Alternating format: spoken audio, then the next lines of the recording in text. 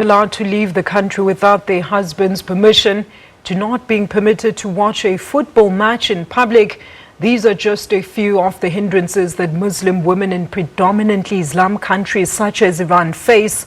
Here in South Africa, Muslim women have far more rights than those in the Middle East. However, Muslim marriages have no legal framework, leaving women vulnerable when forced with a divorce.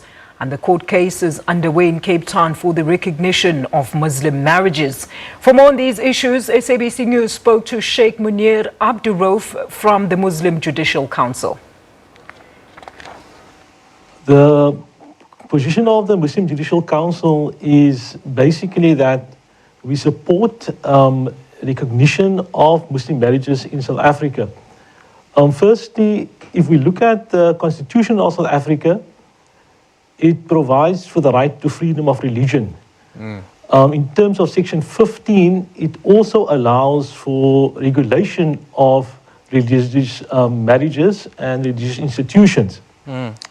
Now, it has been referred to earlier on in the discussion that there has been recognition piecemeal, right, in terms of court judgments.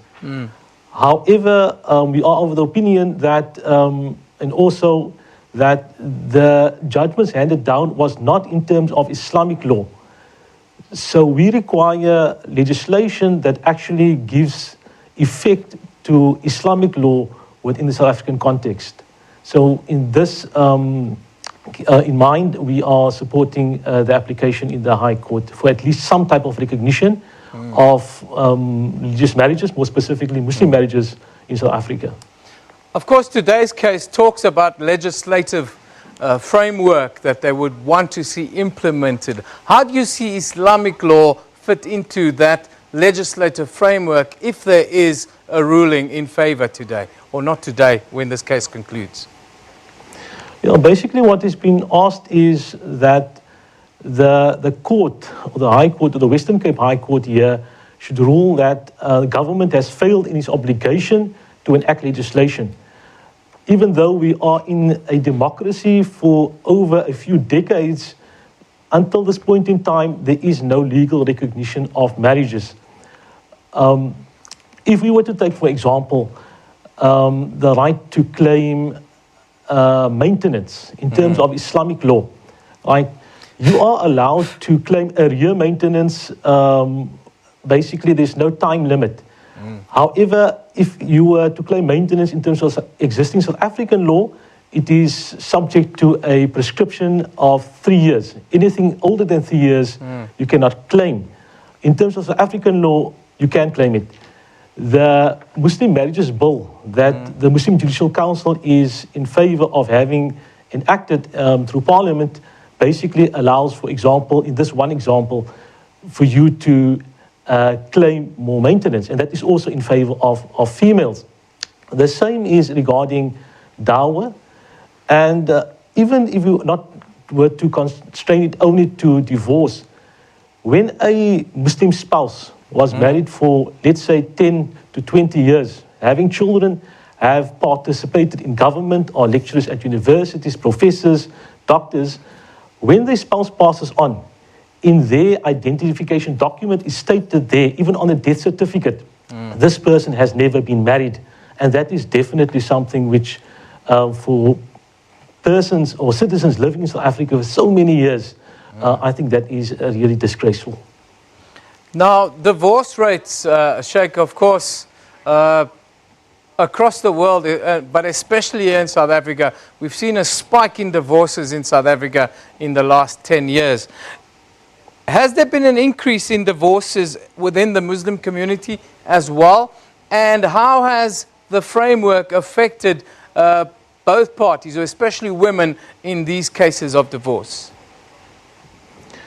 Yes, if we look at divorce in general, across the globe, there has been an increase.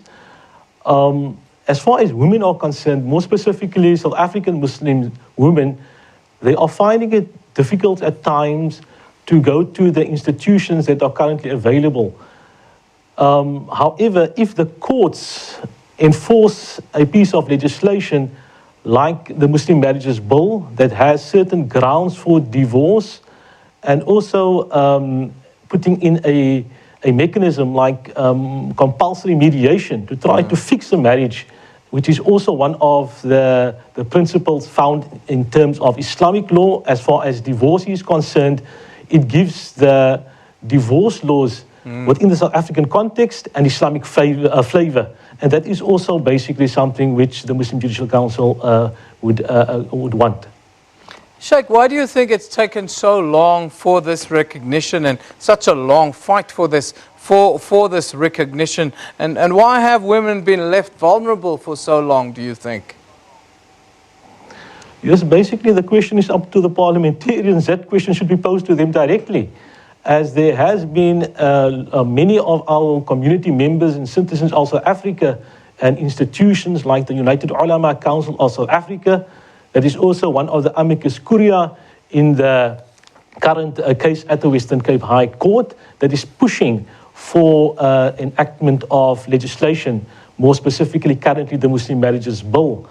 There has, however, been certain organizations and institutions that are not in favor of the bill as it currently stands. But within Islamic law, there are differences of opinion.